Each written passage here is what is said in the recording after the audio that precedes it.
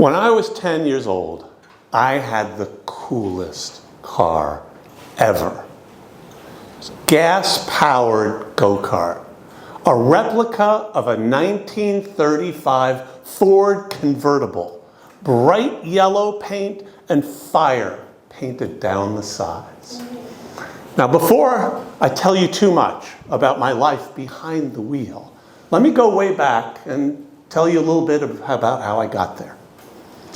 I was born in kind of the rich, fancy part of Westchester County, north of New York City. I was born to two parents who were intelligent, they were good-looking, they were athletic, they went to the right college, the right graduate school, and were set out on the right career path. And I was born a tall, blonde kid.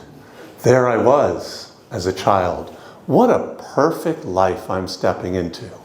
What a wonderful vision of the future.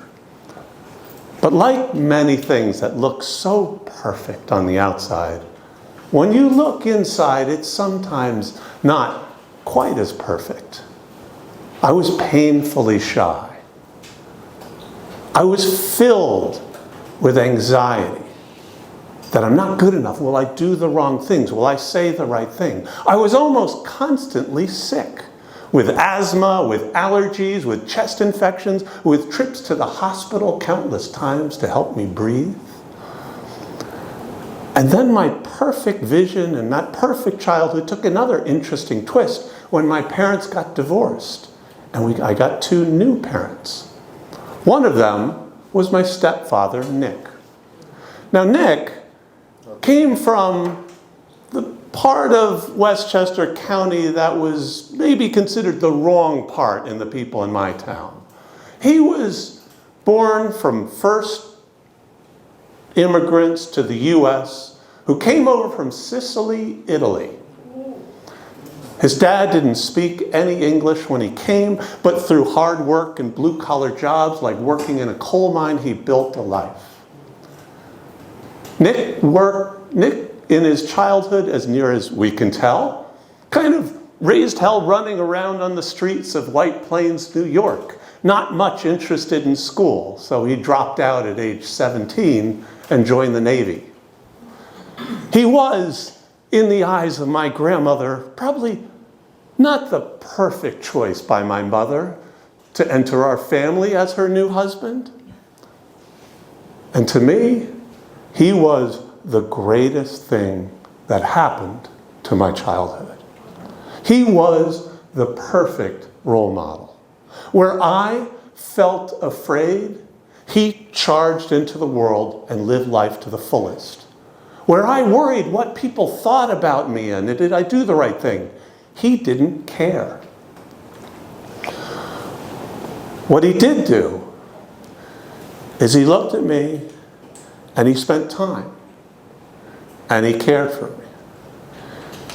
He looked at me, and where I didn't feel I was worth it, he spent the time with me. In countless Saturday and Sundays playing golf at the golf course, of going to the driving range.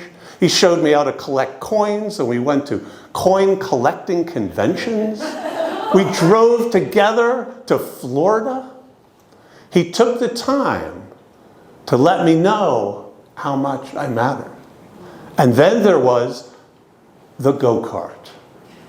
Now, Nick was going home from work on a regular day, regular weekday, and he stopped to talk to his buddy at the Ford car dealership. Now, this was always dangerous.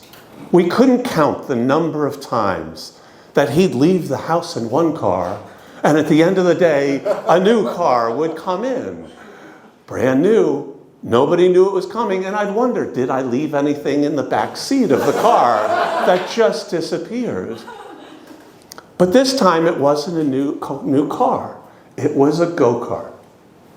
Wasn't my birthday, wasn't my stepbrother's birthday, wasn't Christmas, wasn't any special occasion. He just saw it and he said, the kids will love this. This is awesome. And so I took it, revved it up, and tore off through our front yard. Our front yard, our beautiful, green, even, no weeds, perfect front yard. The thing that everybody who drives by and all the neighbors look at, and suburban houses like to judge each other by, that front yard.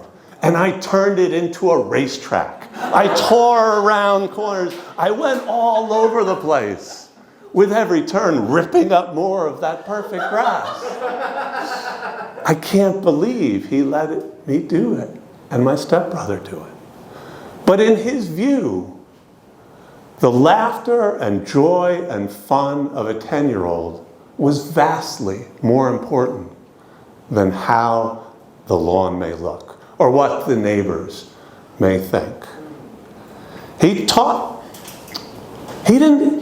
never taught me academics. He never corrected my math homework. He never gave me advice on an English or history paper. But he taught me the most important lesson I needed to learn. That you can embrace life. That I mattered enough to do it. I love that go-kart. I love the speed and the thrill of driving it around. And I remember it even today. But what I remember most fondly is that it was a symbol, one of many symbols, that I was blessed and lucky to have him come into my life. Someone who could stop and who could teach me that I did matter, and that in fact, as we go out into the world, we should pursue the fullest life, and it doesn't matter if we tear up a little bit of lawn here and there. Back to TME.